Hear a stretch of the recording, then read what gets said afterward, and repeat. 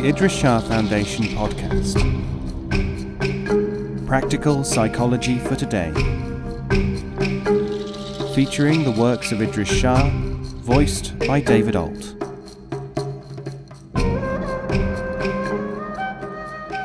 Welcome to the Idries Shah Foundation podcast. In this edition of the podcast, we will hear selections from Special Illumination, the Sufi Use of Humour, by Idries Shah. This audio has been made available by the Idries Shah Foundation. The recipe. There is a story told by Sufis about a man who read that certain dervishes, on the orders of their master, never touched meat and did not smoke. Since this tends to fit in with certain well-established beliefs, especially in the West, this man made his way to the Zawiya, or assembly place, of the illuminated ones, to sit at their feet. They were all over 90 years old. Sure enough, there they were, not a spot of nicotine or a shred of animal protein among them, and our hero gasped with delight as he sat drinking in the unpolluted air and tasting the bean curd soup which they provided. He hoped that he would at least live to 100. Suddenly one of them whispered, "Here comes the great master," and all stood up as the venerable sage came in. He smiled benignly and went into the house, heading for his quarters. He did not look a day over 50. "How old is he, and what does he eat?" asked the enraptured visitor. "He is 150 years old, and I don't suppose any of us will reach that venerable age and station," wheezed one of the ancients. "But, of course, he is allowed 20 cigars and 3 steaks a day, since he is now beyond being affected by frivolities and temptations." Hidebound attitudes towards the religious life, which have crystallized out as a result of certain processes and abstinences being carried out for limited periods, and for specific studies being adopted as sacrosanct, have to be broken before progress in higher religious studies can take place. I am quite sure that many of the supposedly anti-clerical jokes found in the East and West have this very same important intent and function. They are not, that is to say, the work of scoffers, but of illuminates. Nowadays, we even have stories told in the East which purport to be re-imports from the interplay of the cultures now happening in the West. The background. The first Eastern mystics were seen in America about 75 years ago, and there has been plenty of time for a whole undergrowth of tales about their adventures to grow up in their home countries. One such story concerns a prudent guru who did not want to waste too much time in cultivating people who were without sufficient prestige and collateral. He was introduced, it is said, to an American widow who was reputed to be very wealthy. Having learnt a thing or two about how things are done in the West, he asked an enquiry agency to check her out. When he opened the report, it said, "She has $1 million in the bank, but will probably not have it for long, as it is reported that an Oriental phony is trying to get his hands on it." One of the characteristics of many truly metaphysical jokes, that is, tales and quips intended to jolt the consciousness, is that they are viable in several different ranges of meaning. As I have noted elsewhere, this is also one of the cultural requirements of a good story.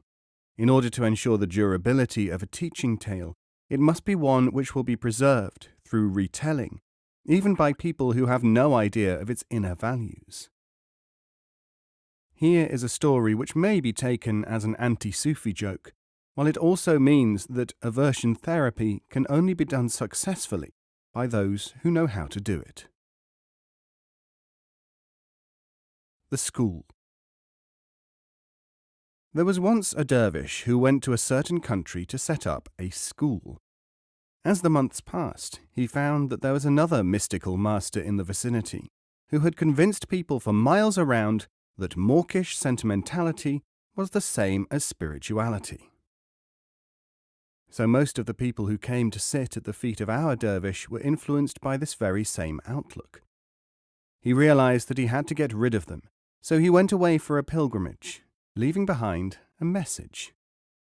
I have decided that the other dervish is so good, so pure and so holy that I must go and ask you all, dear disciples, to follow him, for he is so much better a man than I am.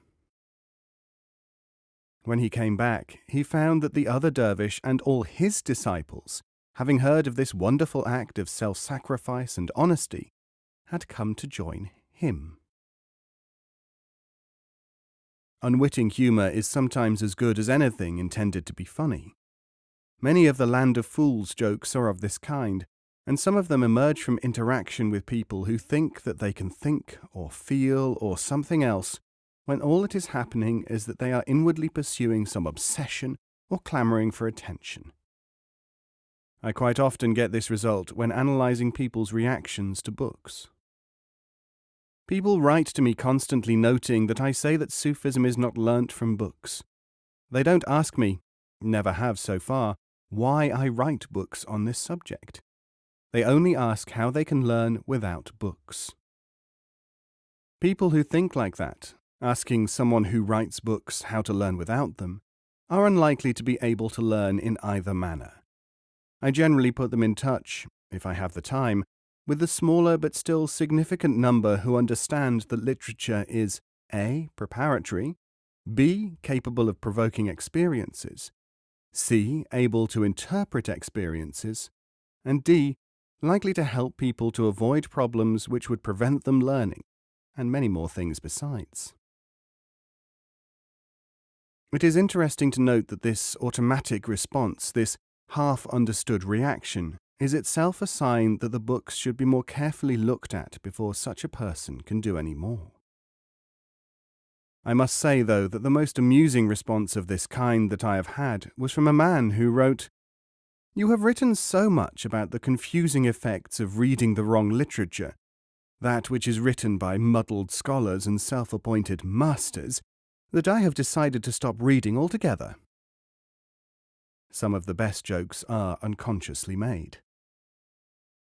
One can sometimes illustrate a psychological truth of value in religious studies by putting the idea into a profane framework. This is the instrumental or operative version of Sufi teaching, and is the higher-level equivalent of the way in which religious preachers use worldly parallels to illustrate supposedly divine truths. The parable, defined by one schoolboy as a heavenly story with no earthly meaning. One such tale concerns the persistent claim that one should not charge for knowledge, even though everyone also knows that people do not value something which they have got for nothing.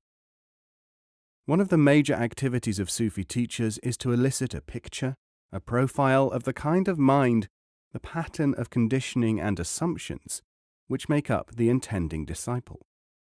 One classical, if usually more concealed, instance is told in this joke. Belief. The master was at the height of his harangue, and if I were to tell you anything of what I really deeply know, you would not believe me. If I were even to hint at the truths which are understood by those who have attained to truth, you would scoff. If I were to give you any statement of the amazing realities behind what you imagine to be reality, you would not credit it. A member of the audience held up his hand. Surely you cannot expect anyone to believe that.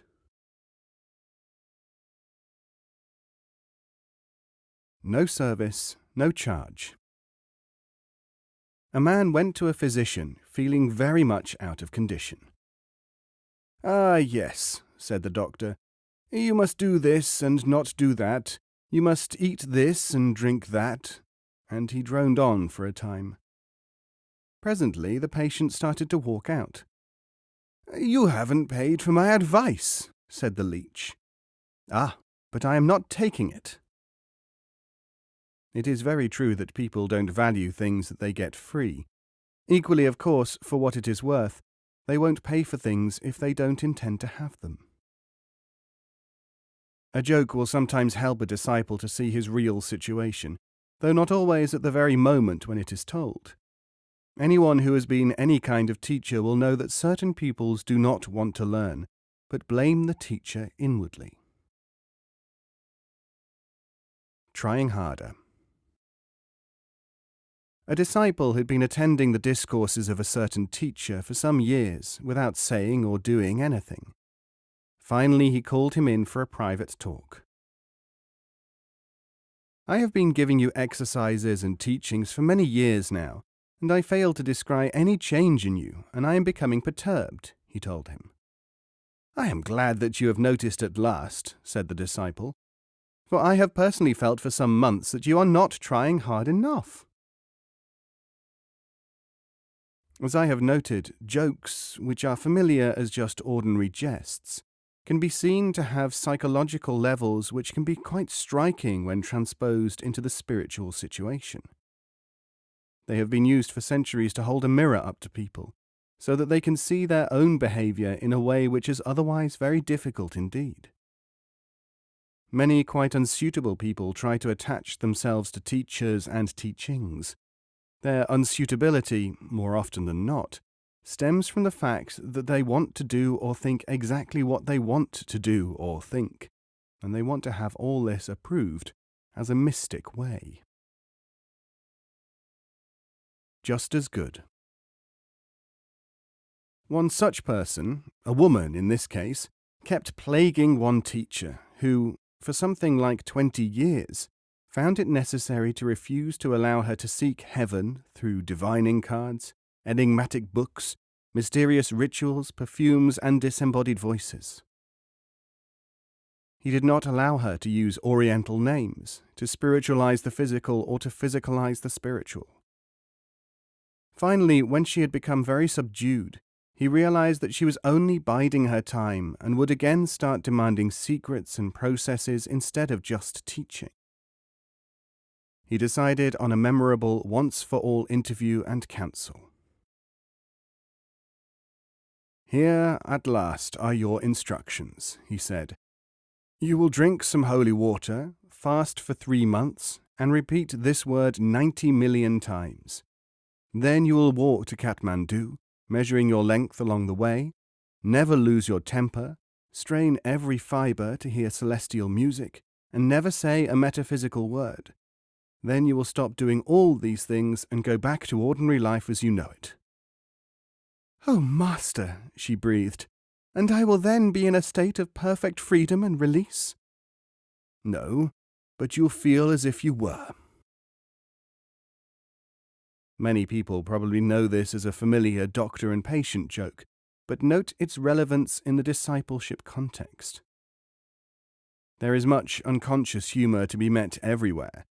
I recently managed to get through to a circle of people who were posing, or rather their master was, as illuminated. The secret.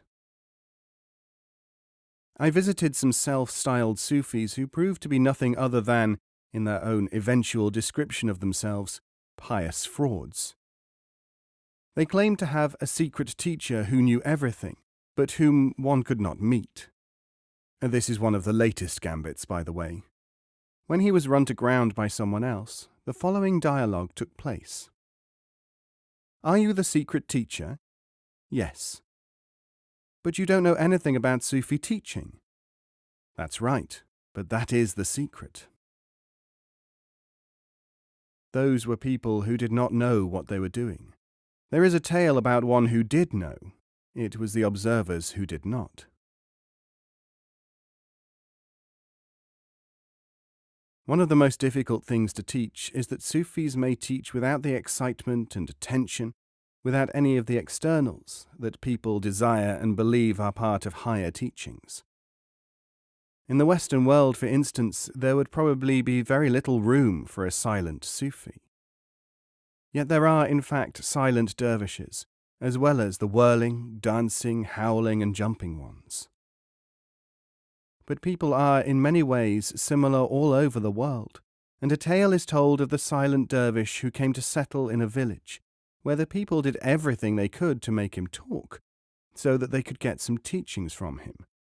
They were unable to still their desire for stimulation by him, and as a result they were not able to perceive that he was continuously emanating barakah and teachings which they could otherwise have absorbed. One day, When he decided to move on, he thought that he would give them a hint of his function, because although he was a silent dervish, they wouldn't believe it.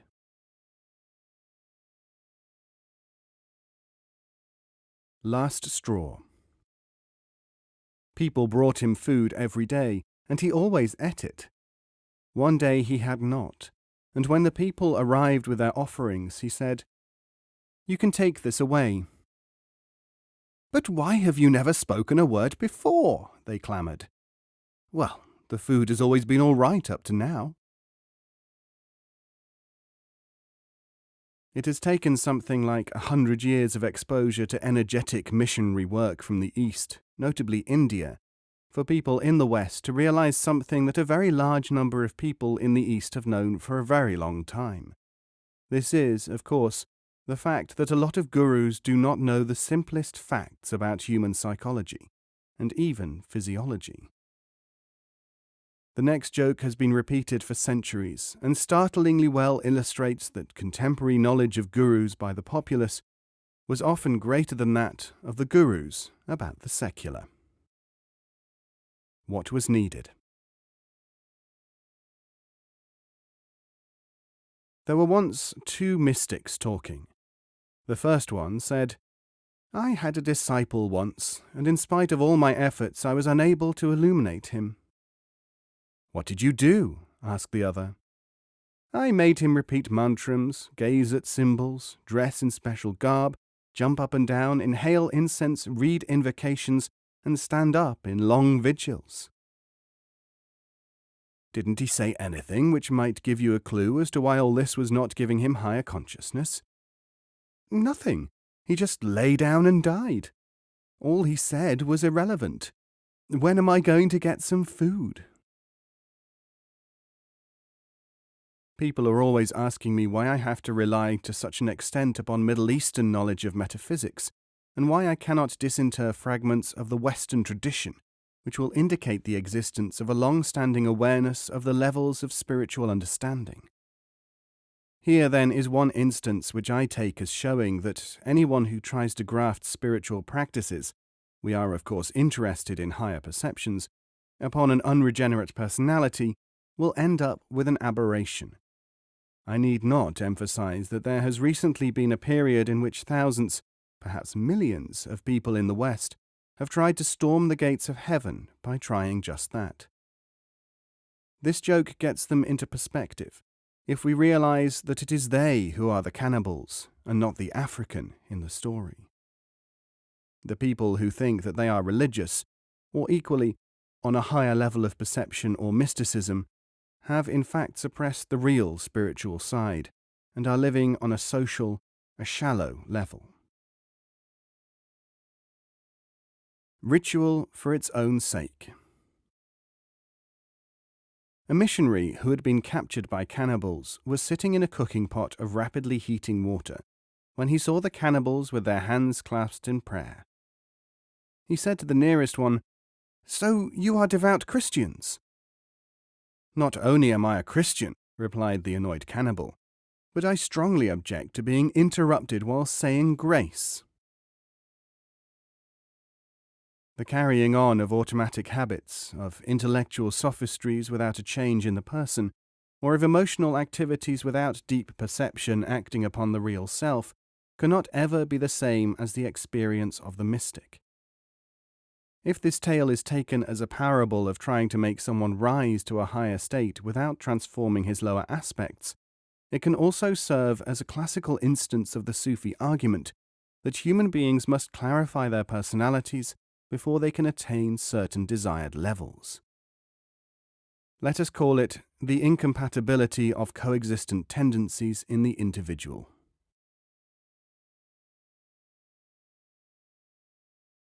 I have noticed during the past 15 years or so that the ideas which we have put forth are increasingly being adopted as cultists adjust to the new knowledge. So let me give you a joke which should warn against adopting the cults which have clothed themselves in the Sufi raiment just because it is less tattered than their own. "Sometimes," a man was saying, "so many things have been borrowed by my neighbour, I feel more at home in his house than in my own. But the gurus who do this kind of imitating should beware. Something happened to one of them while trying to get some information on Sufi ways, which he least expected. Incidentally, such developments are not uncommon in Sufi history, but I will go straight on to the true story.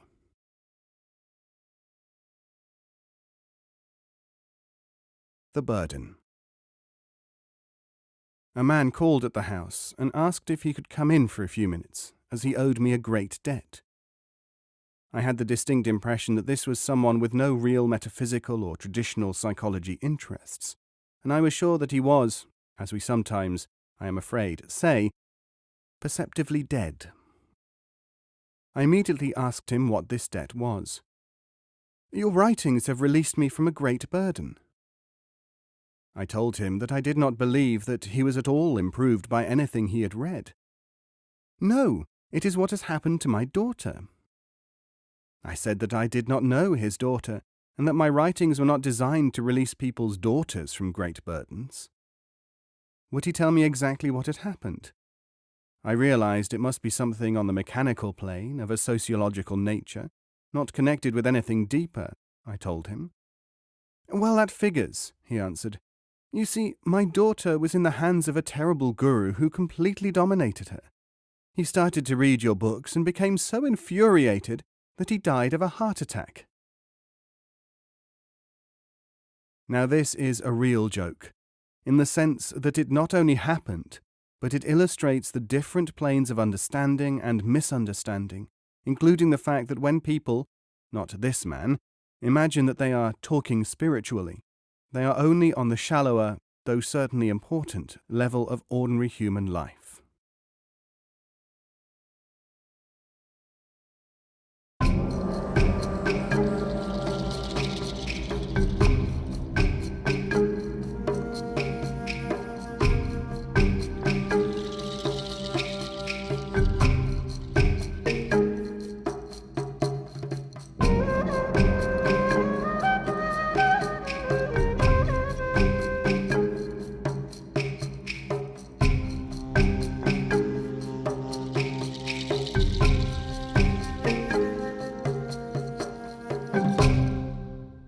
This podcast is copyright 2018, the Idries Shah Foundation.